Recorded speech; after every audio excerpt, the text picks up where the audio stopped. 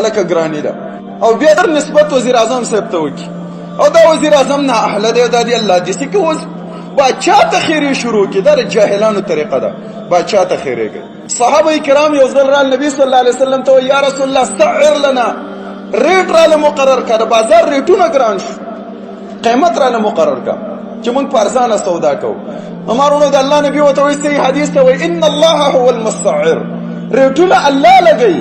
دا د وزیر اعظم کار نه دی دا چرته د یو وزیر اعلی کار نه دی د گورنر کار نه دی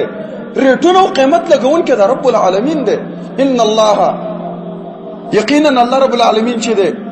يقبض ويبسط کله رزق کم کې کله پراخ کی وفي السماء رزقكم وما توعدون رزق خود اسمان نه دی الله رب العالمین د خپل اندازې مطابق د خپل بندگانو ته راځي وبم په دومره مقدار وما انتم له بخازنین پټنګي کې انسان ځان له ټول عمر نشي جمع کوله رزق هم الله تدریجن را لګي څومره چې بنده ضرورت هغه راځي نو د دې نسبت د ګرانۍ کول وزیر اعظم صاحب ته یا د یو لیډر ته یا یو باچا ته کله هر وخت دا غلط در جاهلانو طریقه ده چې دا خبرې کوي دا غټ جاهل دی چې لکه دا حکومت راغلی دی او دا پلاني حکومت راغی او پلاني پارټي او پلاني او بس په موږ ریټونه ګران شو او د دې نه خو مخکې نه خو مخکې الله ورېټه د لکم کله او اق الله له وسره باندې ګران څه چې کېږي زما ستاد عمل د وجه نه زما ستاسو کېږي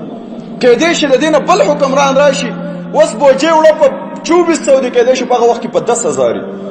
ها د دې خېټه وعده الله کړی دا د مور په خېټه کې دا بدل مړی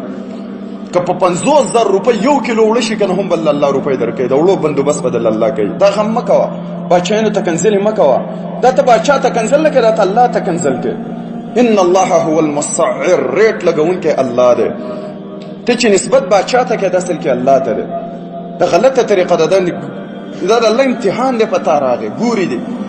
جوع الوغراله اقتصادي او معاشي حالات خراب شي کله به الله امتحان راولي ولقسم من الاموال مالونو کې به کمې پیسې به در سره نه 2-3 میاشتې به ډېرې شي په جب کې به دې روپۍ رانه شي دا د الله امتحان